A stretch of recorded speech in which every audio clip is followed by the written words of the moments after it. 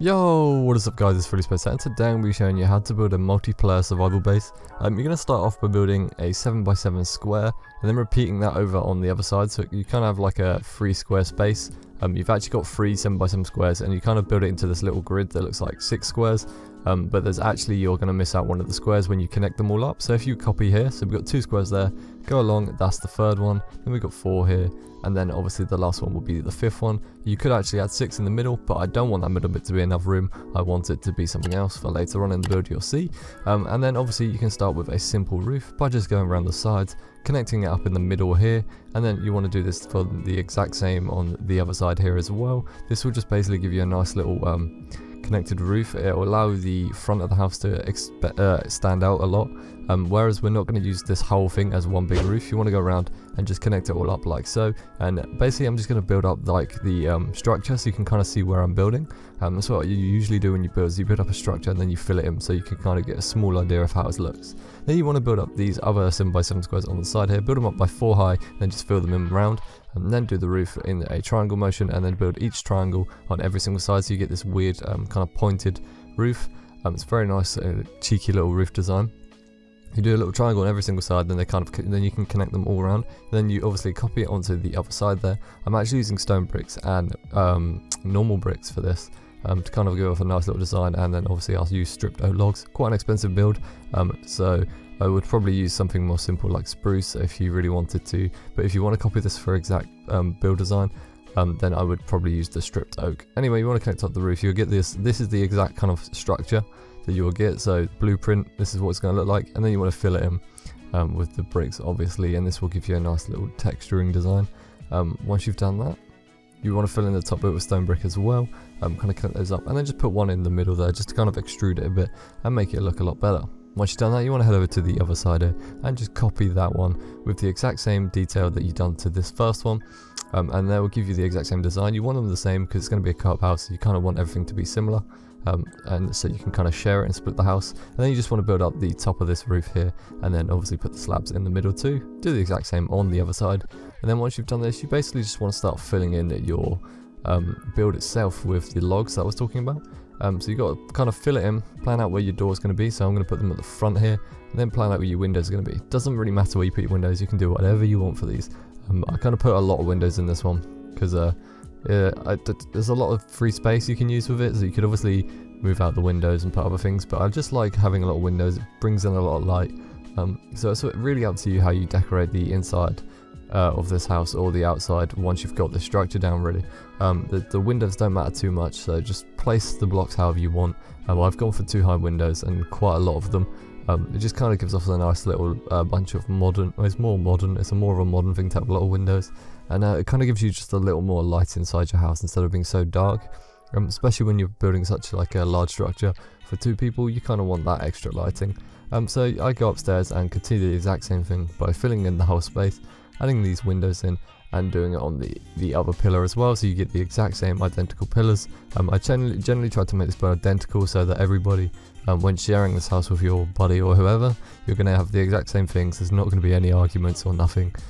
Not that there should be anyway, but just in case, you know, you never know. And then you just want to fill in the floor with oak. I do that on the top layer there because you get this nice little walk across kind of balcony area.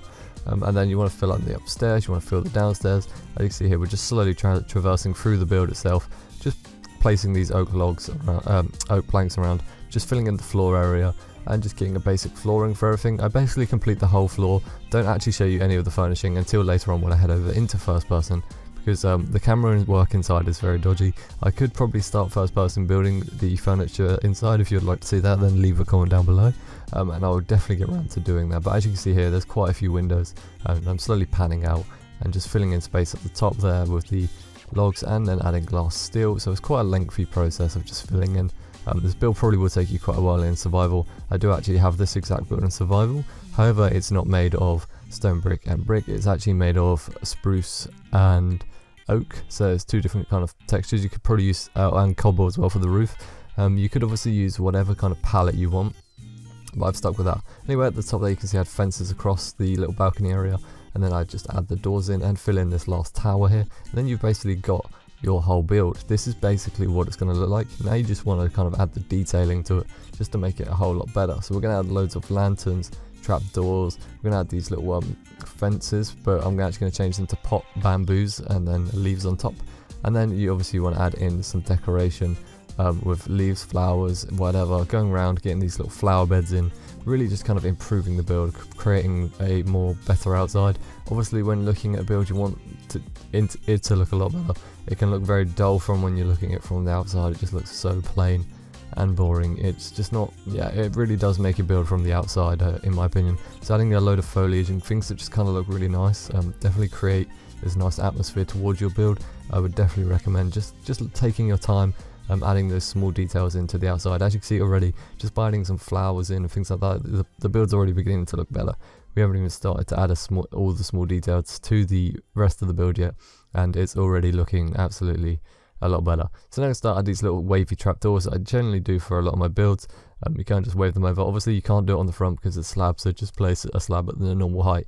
But around the side you can get these wavy trapdoors, place these lanterns on them to hang off, and they just create this really nice little design. You want to do that for like pretty much every kind of place you could do it on this build, and then go around the sides and add some lanterns in on each kind of corner piece of the build itself.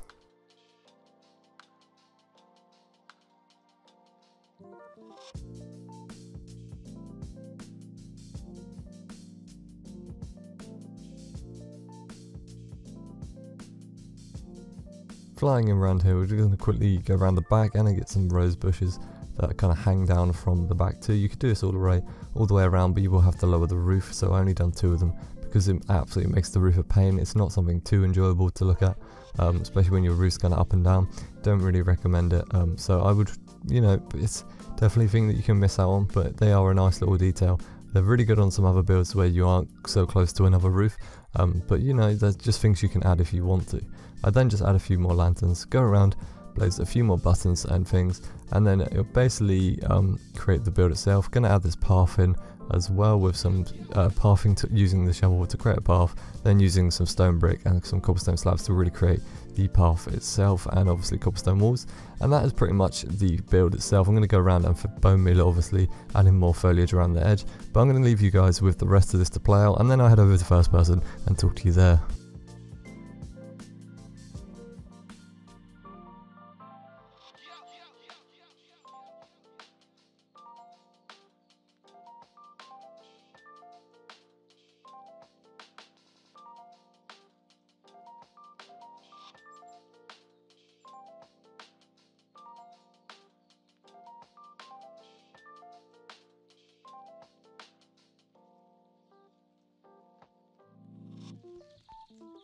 So now that we're in first person, I'll quickly show you around the build itself. So as you can see, you come in here, you got this nice little gardening area and a bunch of walls kind of connected all up together to kind of create this nice little pathway that leads you into your house. You've got plenty of lights around the house, purely for stopping those mob spawns, and then you've got plenty of, you know, outside decoration with the leaves on top of the pots. I don't actually have my resource pack on for the better leaves, so that's kind of how they look default.